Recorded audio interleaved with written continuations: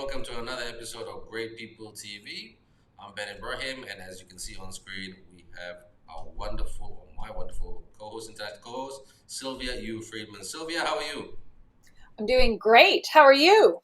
Can't complain, and it's been great. We got a good boosty uh, content last week from Great People TV, so good job right there. So before we proceed, everyone, please continue to support Great People TV.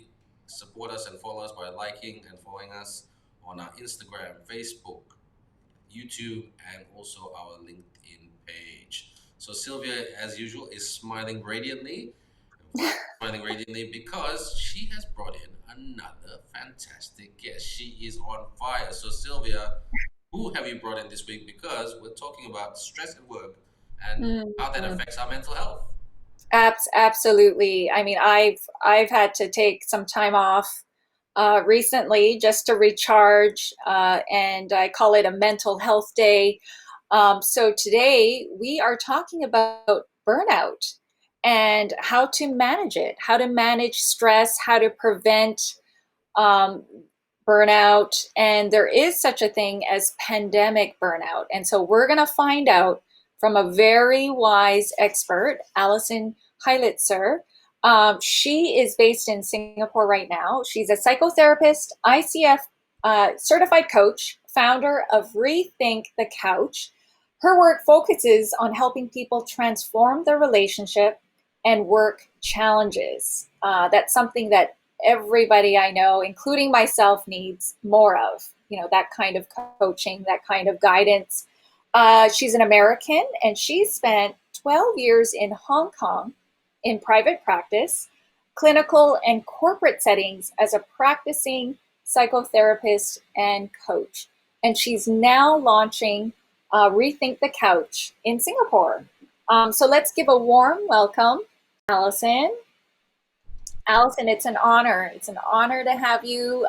You are just so wise and insightful, and I know your previous work, even your work helping migrant men who were in dire need of releasing their trauma, releasing their inner pain from the challenges of their refugee status and whatnot. So no, thank you for all that you do to give back to the community, and I'm just thrilled we can have this conversation with you. Thank you so much, Sylvia, and I'm grateful to be here, both to Ben and you, and to give me the opportunity to discuss such an important topic. And as you said, even the word burnout, most people can relate to somewhat. Mm-hmm. Mm-hmm. Ben. So now, Sylvia, I mean, look, Sylvia, tell us to both of you. I mean, I'll start with you, Alison, first. But Alison, tell us about those words, burnout. I mean, Yeah. what does it exactly mean? We all know, we all can relate to it, but sometimes we don't know if we're feeling it. Yeah. So the actual definition of burnout, then, if we were to pull out the dictionary, what we find is something super simple. It just says exhaustion, cynicism, and some sort of sense of ineffectiveness. So this alone would qualify someone to use the word burnout. But beyond the dictionary, and this is good news in terms of research and really coming up with solutions to help more people, the World Health Organization in 2019 actually classified burnout as an occupational phenomenon. And one of the things that we know about burnout is that there are 5 distinct phases of burnout. So that means that when I meet someone who's either in the process of burning out or is actually burnt out, I'm able to identify kind of where they are in that journey. And as the saying in my field goes, you try to catch the inflammation before it becomes a disease. So in the first phase, it's called the honeymoon phase. And you may have heard that term before, right? Like when we're talking about honeymoon phases in relationships. And believe it or not, it's actually the same with burnout. So when I meet people who are in the honeymoon phase of the burnout, what I see is that actually they're super pumped. They are jazzed up and they are full of energy. And this is wonderful in some ways, just like it is in the beginning of a romantic relationship where you're high on love and you're high on work. But the problem is, in this phase, that's where the solid self-care practices start to slip away. That's the phase where we start to see less sleep, less kind of connections outside of the work relationship. But it is very difficult in this particular phase because it's so intoxicating to try to convince someone to pull back or do things differently. In the second phase, which is really when the onset of stress occurs, this is actually when we notice that people come down from that intoxicating high. And physiologically, what we see is that the cortisol, which is one of the stress hormones, actually starts to rise. And once that happens, people start to become actually less committed to their work. Okay. And then in the third phase, this is the chronic stress phase. So this is like when your body is buzzing with cortisol. Okay. This is when the symptoms really start to become manifest. And I'm going to speak to some specific symptoms so that everyone listening can start to take stock. Am I feeling this, or am I starting to notice this in a coworker, in my partner, in my friend? Because when it comes to burnout, it really does take a communal effort. And I want everyone to start to watch out, not just for themselves, but really the people around them. So the third phase is actual burnout. So this is like officially when someone may receive the label, not a diagnosis, because burnout is actually not a medical diagnosis, but the label of burnout. This is when the cynicism is high. This is when you feel like you're a zombie waking up, going through the motions. You feel like you're just sort of doing the same thing over and over again. And this is just the exact opposite experience from that honeymoon phase where you're jazzed up and super into the work and very inspired and intoxicated with all the great stuff that comes at the beginning. This is just the opposite, where sometimes you're not even sure if you're in your own body. You're not even sure if you're at your own desk. When you're talking to clients or you're trying to write emails, you're not even sure if you're the one writing it. So it actually becomes in some ways a very eerie psychological experience for people. And then the fifth stage, which is, by far the most dangerous, is what's called habitual burnout. And this is where we see very regular mental and physical challenges. And when I meet people, like when people come into the counseling space or in the coaching space with me, it's usually because they have seen a doctor who said, yes, you may have these medical diagnoses, but by the way, you're also burnt out. Or I see them in that fully manifest state where they actually don't know what's going on. And what's difficult is that habitual burnout is actually where I most commonly will meet men. So men are often overlooked, I think, with burnout because they push, and they think that if they talk about this, that it's perceived as weak. Okay, so the 5 phases, right, I've just gone through. I want everyone to sort of keep watch of that. It's the honeymoon phase, the onset of stress, the chronic stress, the burnout, habitual burnout. Excellent. And there is such a thing as pandemic burnout. So what is the difference between, the symptoms you were talking about and then just feeling really tired because you worked like 70, 80 hours a week? Like what is the line? Because I've felt quite tired recently, and I'm putting the brakes on and I'm stopping all my activity. And I know that others, especially people with young kids, they feel what you've described all the time because there's no ending, to meeting your kids' needs. So how can you tell when it's you're either really tired or is it burnout? So there are a couple ways actually you can tell if it's just sort of, exhaustion or extreme exhaustion versus an actual burnout. So with burnout, usually what we see is some kind of what's called depersonalization. So that's what I was describing in terms of feeling like you're just going through the motions. I'm not really in my body. I'm not really the one actually talking to Sylvia right now. I'm not actually the one answering the questions. I just become a robot. I get up, I rinse and repeat. So there's that depersonalization that a lot of people will feel. And cynicism or some sense of negativity really sets in pretty intensely for people. And what's interesting with that quality of burnout versus exhaustion is that these are often people, if you meet them before the burnout sets in, they may tell you that they really love their jobs, or actually they're really connected with their careers. But a couple of things with exhaustion versus burnout. So one thing is, you can tell the difference in a couple ways. First of all, you can kind of experiment. If you were to sleep, right, if you were actually able to protect your sleep for a few nights, does that resolve things? If the answer is yes, this is not burnout, this is exhaustion. And you should do that more and more, right, to make sure that you are protecting your sleep. So that's one way you can experiment. Yeah. Another way that you would be able to know is that with extreme exhaustion, yes, you feel fatigued. Yes, you feel, right, like you are sort of going through the motions, but you kind of know your baseline. Whereas with burnout, there seems to be a move away from the baseline, not just in terms of energy levels, but you see things very similar to actually what you might see in something like depression or anxiety. So you see a move away from your baseline with appetite.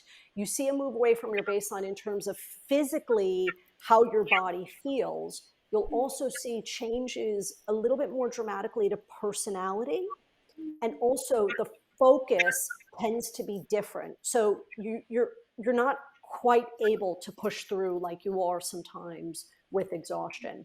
But I think for anyone listening who's actually asking that question, test it out. Like, go Yeah. sleep on a friend's couch, and give your kids to someone else for a few nights, or go to a hotel if that's possible. But usually with burnout, there are other symptoms that are manifest.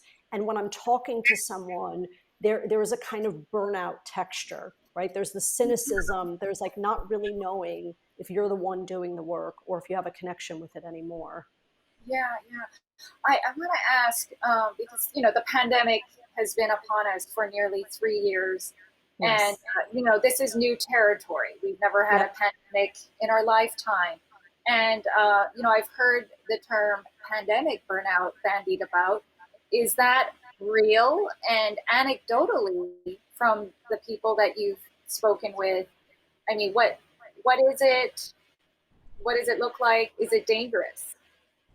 So the dictionary's answer would be yes, there's such a thing, because if you look at what the dictionary tells us, it's just really an experience of exhaustion, cynicism, and sense of ineffectiveness. So you could qualify that definition with anything in front of it, lockdown burnout, pandemic burnout, work burnout, anything burnout. So the dictionary's response is yes, there is such a thing as burnout.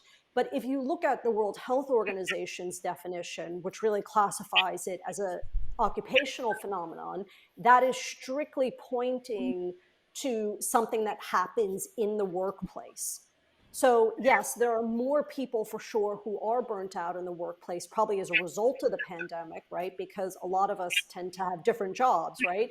We do our work job, we do our job as, parent, and try to be our best as partners and all of that. So there's probably more that's contributing to people feeling that sense of burnout. But if we're looking at the World Health Organization's definition, we can say, yeah, there's probably a rise, but it's also that it's now being studied more, right? So things that were never studied before, we can't quite understand, right, how much has actually shifted over the years in terms of numbers and statistics. Mm-hmm. And can you get burnout from parenting because of the constant, your parents have to be on 24/7 for 18 years arguably. I'm Is listening to this one. that different? I think Ben and I are both shaking our heads like, yes, yes, yes. And like, by the way, it's not just 18 years. If only it were 18 years. So, I think with my parent hat on, absolutely. There are days where, all of us feel like zombies. There are days where there is a sense of depersonalization and cynicism and, why did I do this? Or this was worse than I thought it was going to be, and all of that. But again, I think if we just stick with the really pure definition kind of from the World Health Organization, is parenting a job? I mean, yes, if we describe parenting as a job, then I'm happy to apply the term. If not, then it's probably more just, I don't know, the diagnosis is like parenting, like what everyone has felt for millions of years. Mhm. where self-care is so critical. Agreed, 100%. Look, Allison, Sylvia, I only have one more question to ask because Yeah. has covered so many good base points and also midpoints as well. But the question that I have to ask to Allison is, Allison, can you give us the highlights solution in terms of managing burnout? And I'm just gonna give you a scenario here because a lot of our Great People TV viewers, predominantly most of them from Singapore, from Malaysia, from Hong Kong, and Yeah. predominantly the other Asian countries as well. They work in a corporate job. They're C level or they're a manager or they're trying to grow to the next level. Now, tell you a little bit about them. You know, obviously they're working in a big corporate organization, multinational organization, a government organization. They've got about 50,000 decks and PowerPoint presentations to do a week and to approve. They've got Hmm. people's leave to approve. They've got to manage budgets. They've got to walk into interviews to interview new people. They've got to make hard calls to release people, especially during the last 2 years because of the pandemic. They've got problems at home. You know, some of them probably are staring at a potential divorce, but they try not to tell the whole wide world about it. Their children are lacking attention. Their children are being brought up by the maid or the helper. They are having arguments with the wife. I need you to go back to work. The wife says, I can't work. I don't want to work. Or there's other marital issues, challenges there. So that's a whole lot to carry on your shoulders and put on your mind every day. And the motivating factor is I need to keep this job. If not, nobody will eat in my family. How is the solution to manage that kind of stress? Because managing that kind of stress and burnout, potential burnout, is not going to be resolved after one night, 1 week, or 1 month. No. And actually, Ben, the resolving of the burnout or the stress is not the hard part. It's actually what do you do after it's resolved? Because if you're putting yourself back in the same system or you have the weight of the world still on your shoulders after it's resolved, what do you do? Right? So, it's tough. And I think, the person that you just described is a person that I meet on a daily basis, right? Who has real responsibilities. And for some of those people, it is 100% true that they need to keep the lights on, right? So it's not really a choice to, go to Thailand for 3 months or do something kind of extravagant. We're talking about people who literally need to keep going, who are in survival mode, or at least play the role in their family that they need to maintain their position. And that actually becomes very tricky because that, of course, means that people are less likely to push back at work, right? Or to have clearer boundaries, because if you are the one keeping the lights on or keeping the food in your kid's mouth, it becomes very difficult to then speak up and risk your job. So, okay, a couple of things just sort of are, coming to mind when you're asking about this. When I meet someone in not just that burnt out state, but I think what you're describing is that overwhelmed state, right? Which is like, this is all too much. Yeah, like every day I wake up, it's too much. So even if I have the energy, even if I can emerge from that burnout feeling, I don't even know where to start because there's just too much on my plate. So when I meet people, Ben, in that state, what I usually try to do is first take a bottom up approach. Okay. So some people come in with overwhelm and burnout and stress and they go, okay, tell me your values, like what really matters, and let's just focus your time there. But what I do is just the opposite. And I go for the bottom up approach. And I say, tell me every single thing that is stealing your focus right now. Okay. And I'll take notes, but you just dump it out. Tell me everything that hunts you down from morning till evening. Tell me in the middle of the night what's getting you up when you're trying to write an email and you can't focus, when you're trying to get the 20 decks done, when you're trying to do all the stuff. What is stealing your focus? Okay. And I try to understand of that stolen focus, right, of what's really hunting people down. I try to close these loops. Okay, because a lot of people have this big running to-do list on top of their workload, and I figure out, okay, can any of this be outsourced? Can any of it be renegotiated? Can we suspend, needing to kind of close this loop for now? Anything at all? Okay, so that's like the first thing. Then what I try to do is also go for like the low-hanging fruits, which are like the lifestyle things. Okay, so I'm not expecting people in a state of overwhelm or burnout to be exercising for an hour each day. That's ridiculous, right? Like who's making time for an hour of exercise? But what I try to do is thinking about the low-hanging fruits. So stabilizing your blood sugar, your sleep, your exercise, avoiding substances, resolving physical pain, right? Because we can't function, we can't focus if we're in physical or emotional pain.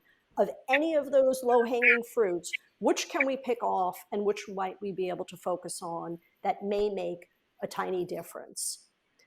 Also, what I try to think about is the mind management aspect of this. How do you speak to yourself about this overwhelm, right? What do you tell yourself? What are the stories that you're telling yourself right now?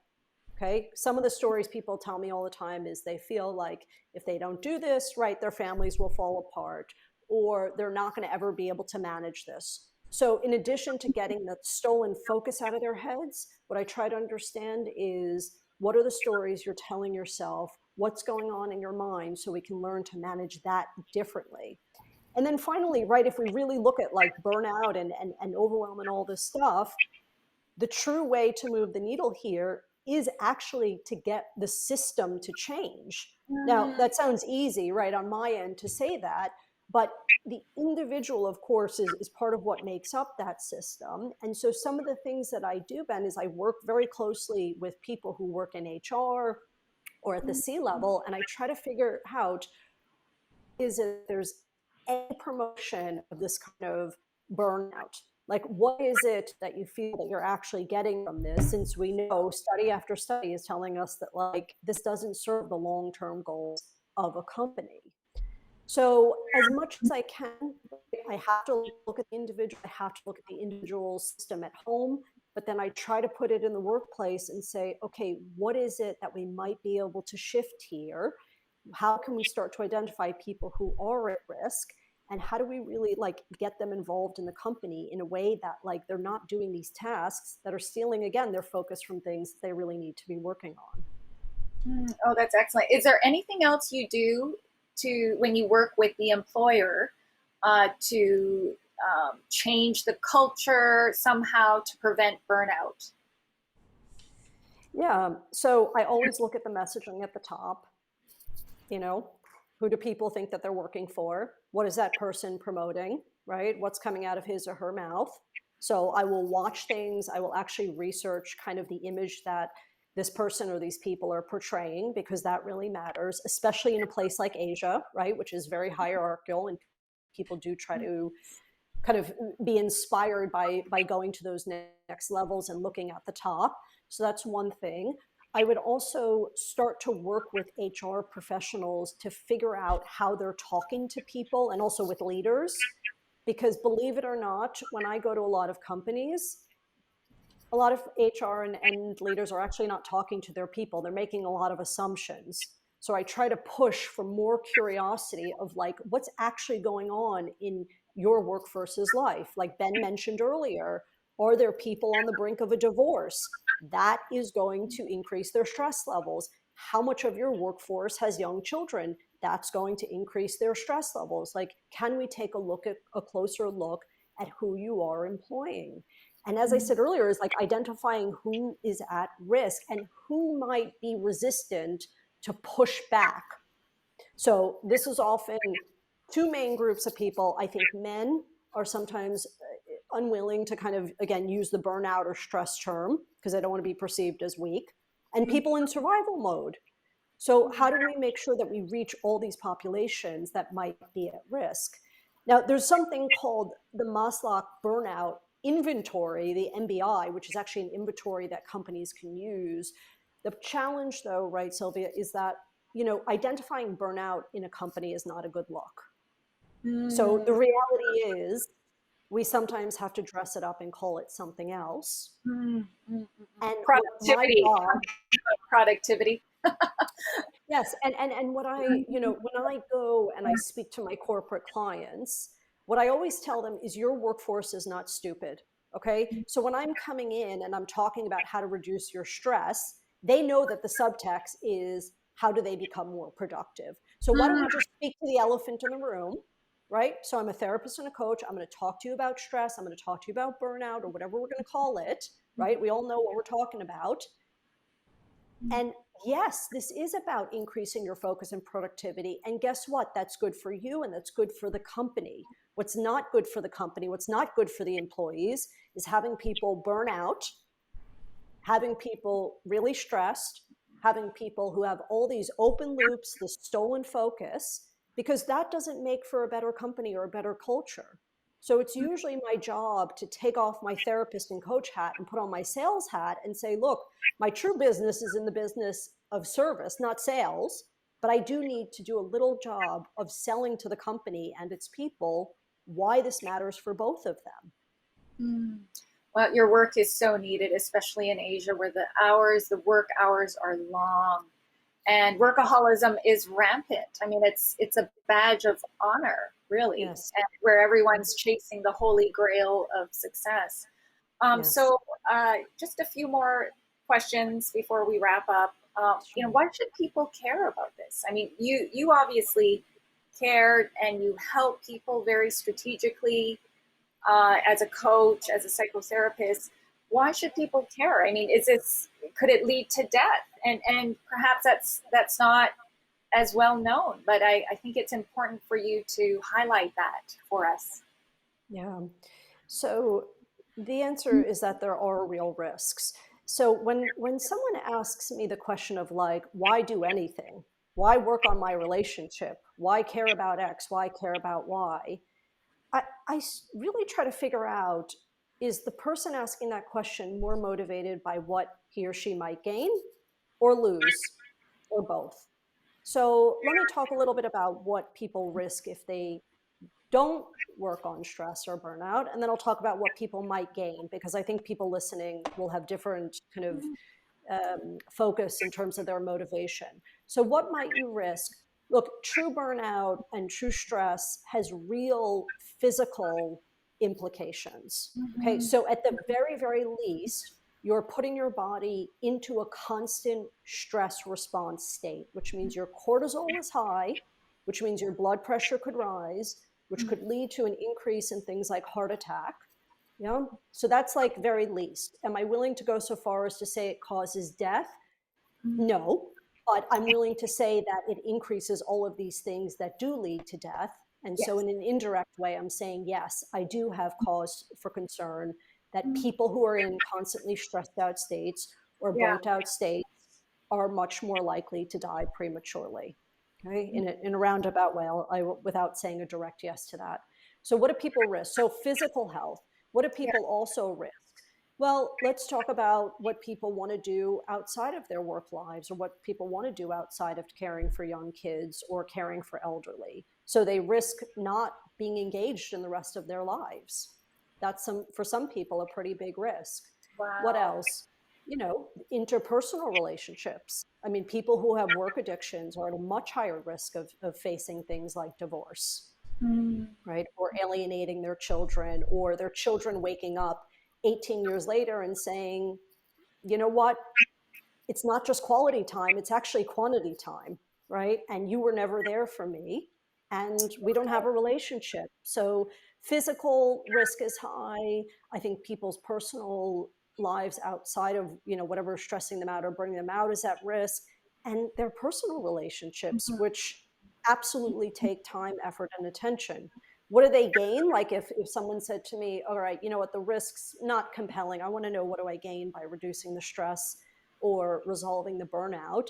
Is what do they gain? You know what? They gain a sense of confidence. They gain a sense of mastery. They gain a sense that life can be done differently. And I know that that's a very privileged statement. So I appreciate that that's not true for everyone. They gain a sense that they have put themselves into the driver's seat.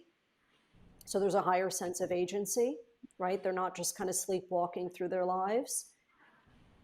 And what else do they gain? I think the sense of being alive, which I think can't be underestimated, that power of waking up and actually feeling alive. Brilliant. Thank you so much. I'm Thank you. okay, Ben. I don't have any other questions. I think Allison has done an No, amazing job of describing it. Yeah. yeah, no, Allison's done a fantastic job Well, thank today. you. So, like I like to call covering the base points, and I hope all our viewers who are watching you're not alone when it comes to burnout, depression, No. facing challenges and problems. The hardest thing to do, especially in this part of the world, is to talk about it because, like I Yeah. said, you don't want to be seen as a bit of a softie or Yeah. weak and all those negative connotations.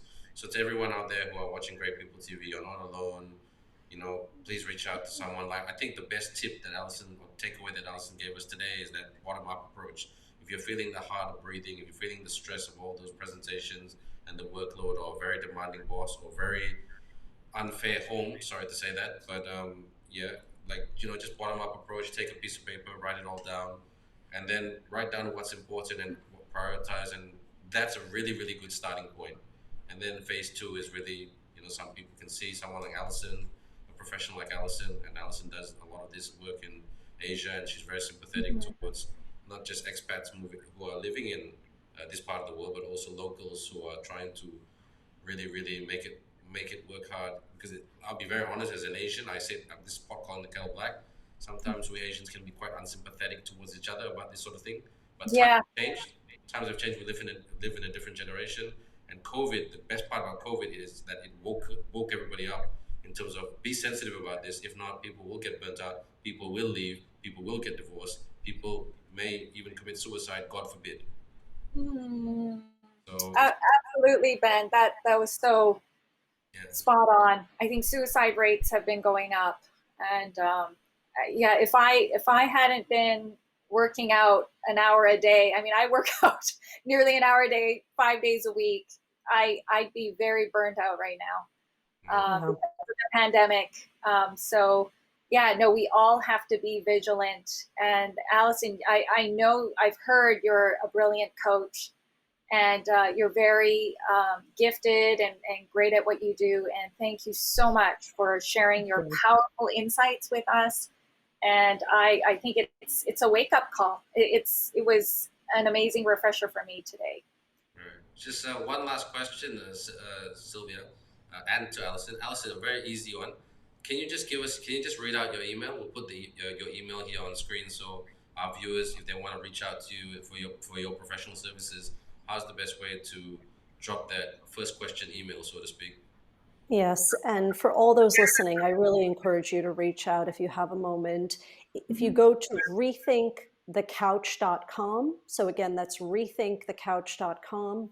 You can find me on my website. If you'd like to send me a direct email, it's Allison, ALL, so two L's, ISON, Heiliczer, HEILICZER @gmail.com. But probably quickest just to remember rethinkthecouch.com.